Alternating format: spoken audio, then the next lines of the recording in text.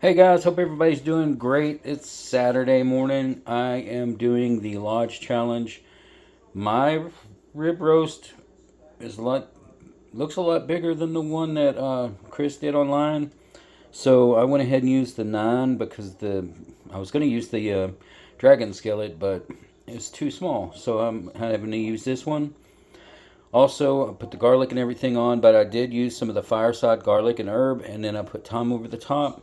So I'm going to take and put it in the oven for about 2.5 hours, and then I'll check it, and hopefully be ready to do the sear on it, and then we can get the rest of it made. Alright guys, she's out of the oven. The internal temperature is 145. I didn't want it medium rare. I wanted it more of a medium. Looks pretty good. I'm going to take and pull it off the skillet, and then we'll take and try to do the sear on it. Alright, we've got the skillet up to temperature. It is starting to do the sear. We'll do this side, and then we'll flip it over, and then we'll do each side, and we'll see how it looks when it turns out. We're also going to be doing the Yorkshire pudding, but I do not have a muffin pan right now. Sold the last one I restored. So I'm going to try to use these two little ones, and with any of the leftover, I'm going to put it in the biscuit pan. We'll see how it turns out. Alright guys, we are on the last side. You can see some of the good crust there. This thing is smelling awesome. We shall take this and we'll pull it off, and we'll let it rest for about 20 minutes while we do the Yorkshire pudding. And everything should turn out pretty dang good. I know it really smells good. Alright guys, we have it seared on all sides.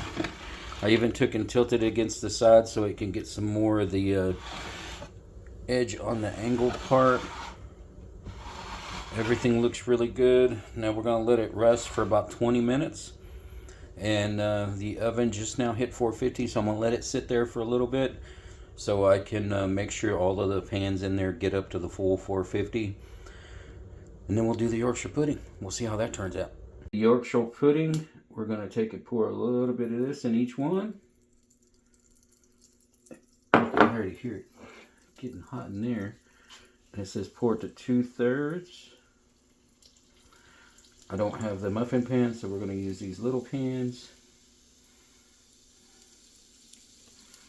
Alright. Alright guys, I got both of them in the oven. We'll see how it does. We'll give it about 15 minutes. And guys, just a little hint. While you're cooking, if you got some time between things, you got to let things rest or cook in the oven, go ahead and clean up. It takes and makes it a heck of a lot easier because the food is fresh on there. Plus it keeps the spouse happy. And hey, you get it done while you're doing nothing, and then at the end, you just got very little to clean up. Alright guys, we're going to do some improvising on the sauce. We're going to use Duke's mayo. Of course, got to use Duke's.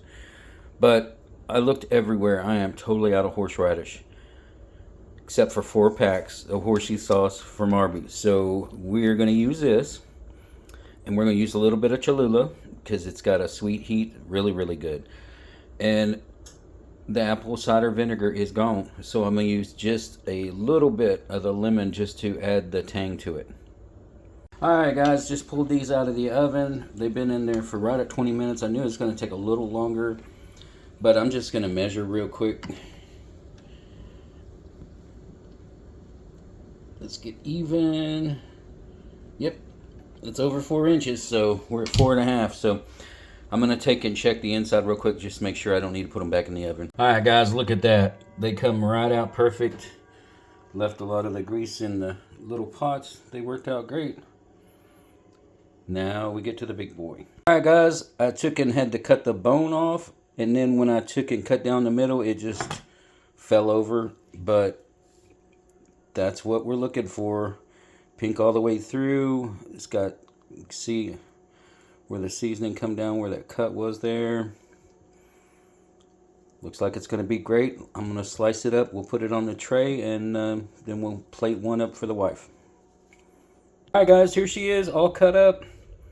The Yorkshire pudding actually fell. I read that it would do that, so oh well, it's still going to taste good. And there's the sauce. So now I'm going to take and plate one up for the wife.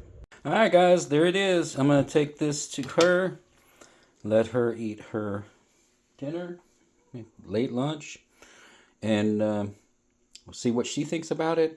I did taste the roast, and oh my goodness, it's good. So yeah, this one was spot on. This was an awesome, awesome recipe of the month.